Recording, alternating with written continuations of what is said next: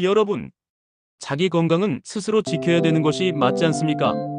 양생의학에서는 이 원칙을 제일 강조합니다. 그런데 우리 현실에서 보면 많은 사람들이 자신의 몸과 마음을 혼자서 관리하지 못하고 자꾸 약물에 의존하려는 모습을 보이고 있어 정말 안타깝습니다. 물론 이런 일이 매우 안 된 일이긴 하지만 여기에는 여러 심리적, 사회적 요인들이 작용하고 있기 때문에 그 해결책을 찾기 위해선 이들을 이해해둘 필요가 있습니다. 그래서 약물에 의존적인 사람들의 심리적 유형을 몇 가지로 나눠 분석해보고자 합니다. 먼저 이들의 가장 대표적인 특징은 생활 습관의 개선 같은 것은 전혀 고려하지 않고 약을 주변에 두고 있어야 마음이 놓이는 그런 태도를 보인다는 점입니다. 그럼 이런 태도가 왜 생기는 것일까요? 이런 사람들은 대부분 자신의 몸과 마음의 불편함이나 고통을 참고 견디는 것을 매우 싫어하고 심지어 두려워하는 태도를 가지고 있습니다. 그래서 나이에 상관없이 자연의 한 개체로서 독립적이지 못하고 항상 주변에 의존적인 삶을 사는 경향을 보여줍니다. 이러다 보니 무슨 문제가 생겼을 때 이를 즉각적으로 빨리 해결하고 싶어하는 경향을 보이는데 그것도 본인이 해결하는 것이 아니라 주변 사람들의 도움을 받아 해결하려는 경향을 강하게 보여줍니다. 이런 이유로 이들은 당연히 생활 습관의 개선이나 양생 수칙을 지키는 것과 같은 올바른 길을 선택하지 않고 약물을 사용하여 빠르고 즉각적으로 문제를 해결하고 그에 따른 보상이 이루어지길 바랍니다.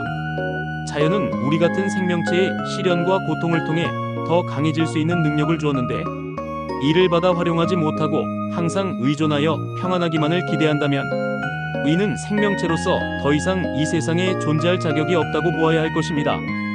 그러므로 이렇게 불편함과 고통을 약물로 바로 해결하고 싶어하는 태도는 자연의 흐름에 역행하는 것이라 하지 않을 수 없습니다. 이들은 약물의 사용으로 일시적인 도움을 얻을 수는 있겠지만 자신의 생명력을 약화시키는 길로 접어들게 된다는 점도 아셔야 합니다. 제발 스스로 자기 자신을 돕는 길을 택하길 바랍니다. 정말이지 하늘은 스스로 돕는 자를 돕습니다. 다음으로 사람들이 약물 복용을 선호하는 이유는 자신의 의학적 지식이 부족하기 때문에 전문가인 의사나 약사의 도움을 받는 것이 좋을 것이란 생각을 가지고 있기 때문입니다. 물론 이처럼 전문가의 권위를 인정하고 그것에 도움을 받으려는 태도는 나쁜 것이 아닙니다. 그렇지만 이런 행태를 반복하다 보면 자칫 전문가에게 그들의 능력 범위 밖의 것을 기대하게 되는 수준에까지 이르게 되는 경우가 종종 발생하게 됩니다. 그래서 무조건 약물로 해결해달라는 식으로 의사와 약사들을 괴롭히게 되는 것입니다. 의사와 약사도 사람이기 때문에 여러분의 모든 문제를 다 해결해 줄 수는 없습니다. 그들이 해결해 줄 수 있는 방법은 고작 여러분의 상황에 적절한 약물들을 골라 권해주는 길밖에 없습니다. 그런데도 여러분이 자신의 문제를 무조건 해결해달라고 징징대며 요구하면 그들은 여러분의 감각 능력을 더욱 둔하게 마비시키는 강한 약물들을 처방할 수밖에 없습니다. 이것이 바로 강한 진통제, 신경안정제, 수면제, 마약 등으로 여러분을 망치게 만드는 이유인 것입니다. 그러므로 여러분은 징징대면 될수록 자신의 앞에 이란 파멸의 코스가 펼쳐지게 된다는 점을 깨닫고 그 코스로 가지 않으려고 발버둥 쳐야 합니다. 만약 여러분이 스스로 노력하지 않고 의사나 약사에게 가서 그들을 괴롭히면 그들은 여러분의 장래가 어떻게 되든 상관하지 않고 당장의 괴로움을 피하기 위해 점점 더 의존적인 약물들을 권하게 될 것입니다. 의는 의사만 그런 것이 아닙니다. 여러분의 가족이나 지인들도 당신이 겪고 있는 불편함과 고통에서 발생되는 나쁜 기운이 더 이상 자신들에게 오지 않도록 하기 위해 당신이 강한 약물에 의존하여도 이를 묵인하는 태도를 취하게 될 것입니다. 그들은 의사나 약사가 권하는 것이니까 약을 먹어야 한다고 오히려 여러분을 다그칠 것입니다. 그래서 가족이나 지인들이 당신을 약물로부터 멀어지게 도와주는 것이 아니라 오히려 더 약물에 의존하게 만드는 방향으로 당신을 몰아갈 것입니다. 그러므로 여러분은 이런 상황들을 모두가 자신이 사전에 인지하지 못하고 자초한 일이란 점을 깨닫고 본인 스스로가 이런 코스와 함정에 빠지지 않도록 노력해야 합니다. 약물은 그야말로 그 정도가 약할지라도 가진 성질은 마약과 똑같아서 당장의 고통을 잊게 만들 수 있지만 그것은 현재의 상태를 장막이나 천으로 가리는 임시방편의 행태와 동일하다는 점을 잊지 마십시오. 여러분이 의사나 약사 또는 가족들에게 징징거릴수록 그들은 당신을 진정으로 도와주려는 마음을 포기하고 의학적 지식이란 미명 아래 당신을 약물 중독이라는 감옥 속으로 몰아넣는데 묵시적으로 동의하게 될 것입니다. 그러므로 급성 질환인 경우를 제외하고는 무조건 의사나 약사의 말을 따르는 것에 조심하시길 바랍니다. 그리고 당장 급하지 않은 경우에는 조금은 참고 견디면서 약보다 자신의 생활 습관을 고쳐서 문제를 해결하려는 태도를 가지시길 바랍니다. 또 한편으로 보면 약물을 좋아하는 사람들의 마음속에는 약이 모든 문제를 해결해 줄 수 있다는 잘못된 믿음을 강하게 지니고 있음을 발견할 수 있습니다. 과거에 감기 같은 것을 앓았을 때 감기약을 먹고 몸이 좋아졌던 경험을 믿고 자신의 몸에 조그만 증상이라도 나타나면 이를 억누르고 상쇄시키는 약물들을 찾아 해결하려고 하는 경향을 띠게 됩니다. 그러나 이 점을 냉철하게 분석해보면 여러분이 경험하는 불편한 증상들은 대부분 여러분의 몸이 자율적으로 알아서 균형을 잡아 해결하려는 능력에 의해 시간이 가면 저절로 해결되는 문제들입니다. 그런데도 이 기간을 참지 못하고 약물로 대처하려 하는 것은 약을 너무 신뢰하여 그런 것이 아닐까 하는 생각이 들게 만듭니다. 약은 대부분의 경우 증상만을 해결할 뿐이지 여러분의 문제를 근본적으로 해결해 주는 것이 아니란 사실을 알아야 합니다. 여러분이 궁극적으로 좋아지느냐 안 좋아지느냐 하는 문제는 여러분 몸의 자연 치유력과 면역력에 달려 있습니다. 그러므로 약물에 의존하지 말고 양생 수칙을 지키며 천천히 기다리면서 몸이 회복할 시간과 기회를 주어야 합니다. 그런데도 이런 진실을 모르고 무조건 약 때문에 좋아졌다고 생각하는 것은 착각입니다. 그것은 자신의 머릿속에 새겨진 잘못된 인식이기 때문에 그것으로부터 벗어나야 합니다. 그러나 너무나도 많은 사람들이 약물의 효과를 선전하는 말에 현혹되어 있다 보니 약물이 모든 문제를 해결해 줄 수 있다는 주장을 표준 상식으로 받아들이고 있는 것입니다. 사람이 모두 다르고 그 사람이 처한 상황이 모두 다를진데 약물로 모든 문제를 해결할 수 있다고 믿는 그 자체가 이성적으로 볼 때 납득할 수 없으며 이런 주장이 횡행하는데도 어느 누구 하나 이의를 제기하지 않는 것을 보면 이 세상이 미쳐도 단단히 미쳐있고 오늘날 우리가 약물 만능 또는 약물 중독의 시대에 살고 있는 것이 분명한 것 같습니다. 도대체 약을 안 먹으면 큰일 난다 또는 약을 안 먹으면 손해를 본다는 주장과 선전은 누가 만들어 놓은 것인가요? 약이 없던 시절에도 우리 인류는 생존해 왔음을 아셔야 합니다. 약물에 의존하게 되면 점점 더 강한 약을 찾게 되고 나중에 자신의 문제가 해결되지 않는 이유가 더 좋은 약이 개발되지 않아서라는 변명을 진실인양 믿게 되는 절망적인 상황에까지 이르게 만듭니다. 그러므로 제발 약물에 의존하지 말고 양생을 통해 본인의 자연치유력과 면역력을 강하게 만드는 일에 집중하는 것이 장기적으로 여러분들에게 더 이익이 된다는 점을 빨리 깨닫길 바랍니다. 그리고 약물은 만약을 위한 안전장치 또는 보험이나 부적 정도에 해당된다고 생각하는 것이 훨씬 현명한 생각이 아닐까 합니다. 다음으로 약물을 좋아하는 사람들은 대부분 자기 통제감이 부족한 사람들이라는 특징을 갖고 있습니다.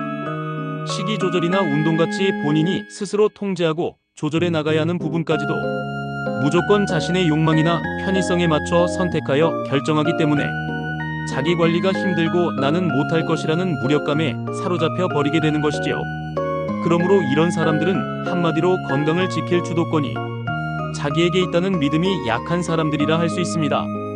그래서 무조건 타인의 도움이나 약물 같은 외부의 힘에 의존하려는 습성을 가지는 쪽으로 변하게 됩니다. 그러면 주변 사람들이 이들의 잘못된 습성을 바로잡아주려 노력하지 않고 오히려 그런 습성을 이용하여 자신의 이익을 챙기려는 모습을 보여주기 때문에 더욱 상황이 복잡해지기도 합니다. 그래서 이와 같이 주변 사람들의 이기적 습성이 추가적으로 개입하게 되면 문제의 해결책은 점점 더 요원해지고 이들 주변 사람들에 의해 더 잘못된 길로 유인되어 약물 의존의 늪에 더 깊게 빠지게 되는 것입니다. 더구나 요즘 같이 바쁜 현대 생활 속에서 살다 보면 자기 관리를 하는 사람과 자기 관리를 못하는 사람들 간의 격차가 생기면서 이에 뒤처진 사람들은 자꾸 약물 같은 것에 의존하여 그들을 쫓아가려 합니다.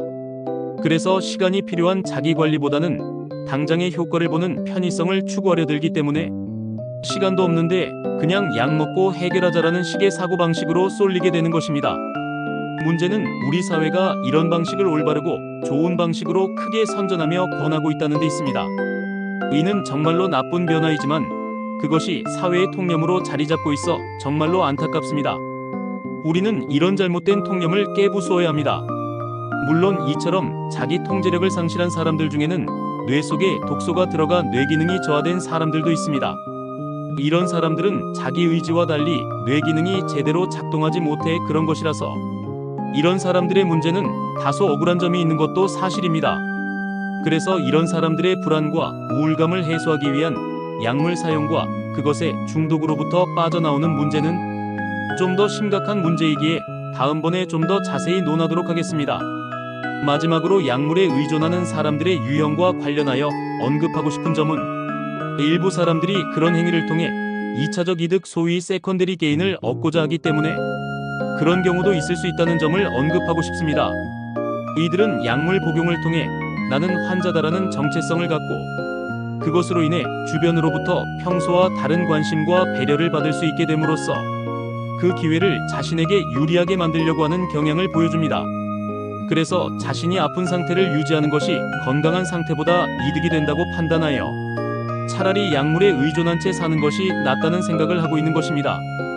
그러므로 이런 사람들은 평소 주변 사람들에 의해 큰 관심과 사랑을 받아오지 못하다가 자신이 아픈 것을 핑계로 주변 사람들이 지금까지와 다른 관심과 정성을 보여주자 그 기회를 최대로 활용하려는 사람들입니다. 그래서 이런 사람들은 약물에 의존하여 자신이 불쌍한 사람이라는 점을 주변 사람들에게 각인시키려 하기 때문에 더욱 더 약물에 의존하고 그것에서 빠져나오려 하지 않는 모습을 보이게 됩니다. 이렇듯 약물 의존적 태도를 보이는 사람들은 매우 다양한 이유들로 인해 약물 의존을 당연하게 여기는 길을 가게 되는데 이는 매우 잘못된 길이며 그 끝이 낭떠러지라는 점을 아셔야 합니다. 이들은 천성적으로 게으르고 태만한 사람도 일부 있지만 대부분은 그렇지 않고 때론 뇌기능의 저하로 인해 불안 심리를 회피하기 위한 방어기제의 일종으로 약물을 이용하기도 하고 때론 권위 의존, 자기 효능감의 부족, 즉각적이면서도 2차적인 보상 추구 등과 같은 여러 심리적 요인들이 복합적으로 작용하여 약물을 선택하게 만든다는 점을 우리가 잘 알고 있어야 합니다. 그래서 의사와 약사 그리고 주변의 가족과 친지들은 이들을 무조건 불쌍하다고 가엾게 여기기만 해서는 안 되고 그들이 다시 스스로의 자립성, 독립성을 되찾을 수 있도록 격려하고 응원하며 때론 냉정하게 타이를 수 있어야 합니다. 또한 뇌기능의 저하로 인해 불안장애나 우울성 질환 같은 것을 앓고 있는 사람들에게는 보다 전문적인 방법으로 단계적으로 이들을 약물 중독에서 빠져나올 수 있게 만드는 방법을 사용해야 합니다. 어느 경우가 됐든 환자 교육 차원에서 약은 응급도구일 뿐 근본적 해결은 본인의 잘못된 생활 습관을 개선해야만 한다는 메시지를 확실하게 전달해 주어야만 합니다. 그러므로 우리 모두 약물에 의존하지 말고 건강한 생활 습관을 통해 양생을 실천하며 건강하도록 노력합시다.